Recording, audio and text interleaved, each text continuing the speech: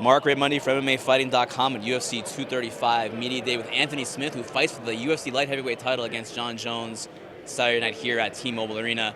Anthony, you're here. It's fight week. Does it feel real? Does it feel like this is happening? It feels like every other fight week that I've had since I'm in at 205. I'm happy. I'm enjoying Vegas. The weather's really, really nice. I mean, it's like 20 degrees and snowing in Nebraska right now, so I'm happy to be here. And it feels normal. It feels like every other fight week. It feels like, and I'm sure you don't feel this way, but it feels like people are surprised that you're here, or they're still wondering, well, who is Anthony Smith? To those people, what would you say to them? That's a broad question, I know. That's a broad question. I think I'm the same person I've always been. I think people are just paying attention now. I haven't really changed much at all. You know, I'm obviously I'm getting better, but as far as who I am, I'm the guy that just keeps coming. You know, it doesn't matter what you throw, it doesn't matter what you do. If there's time on the clock and it's ticking, you're in danger. And that's my fight style, that's my mentality, and that's what I bring to the table.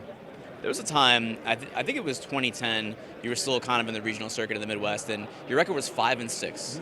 And now it's 2019, and you're fighting Jon Jones in the headliner of a pay-per-view in Las Vegas. That is a wow. It's wild.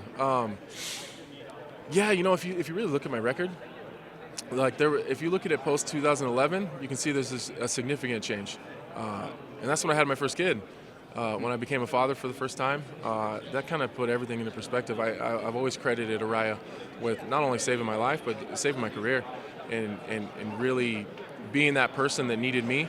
And it really, you know, I grew up and really put life into perspective for me. And I've had my hiccups, you know, since then. I've had my ups and downs and struggles and made mistakes and done stupid stuff. But, you know, I've got it figured out now. And I think that's all that matters. And as far as, you know, being here and fighting Jon Jones now, this is exactly where I always thought it would be. I never knew who it was going to be against, obviously. But I always knew that at some point in time, I would be right where I am now. You also, I think, had a full-time job outside of training up until, what, 2016? Yeah. I was a concrete finisher. All the way up until I fought Elvis Matopchik. What does that entail exactly, a concrete finisher? Just, you know, doesn't sound fun. No, I mean it wasn't terrible. You know, I mean it's hard work, but that's kind of the Nebraska lifestyle. You know, pouring driveways and sidewalks and basements and garage floors, and you know, it's just tough work. Have you looked at the odds at all for this fight? No, but did you see Johnny Walker is wearing a bow tie? I did see that. I interviewed him. That guy is wild, man. He's a lot of fun to watch, but he's wearing a matching bow tie. He may be in your future at some point as far as an opponent. Maybe. It might be.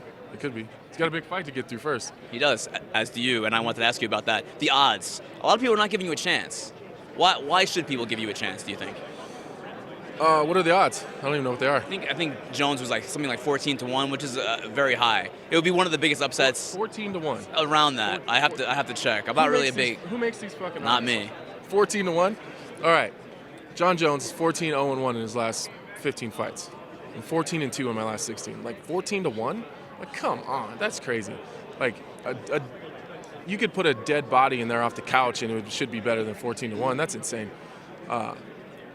But you know, the odds makers make the odds. That's their job. My job is to fight. It's more comical than anything. It doesn't really bother me. It's just like Jesus Christ, are you serious? That's nuts, man. I've been an underdog my whole life. You know, I would imagine that most of my UFC fights I was the underdog, and that's just how it is. But I think that people need to tune in because I'm the guy that's going to come across the octagon and not care about who Jon Jones is. I don't care what he's going to do. I don't care who he's beat. I don't care how many titles he's won. He's just like everyone else. I'm going to come across the cage, and I'm going to swing hammers until the last second ticks out the clock or until he's unconscious. And my next question was going to be, how do you beat him? Is that how you beat him? I'm going to finish Jon Jones one way or the other. I mean, we can do it. We can do it on the mat. We can do it on our feet. It doesn't matter to me. But John, like everyone is going to see a totally different Jon Jones in there. They're going to see one that's hurt and one that's nervous and one that's avoiding stuff and one that's not in a place that he's comfortable. And Jon always says that, you know, he's the most comfortable in there, and we're going to find out.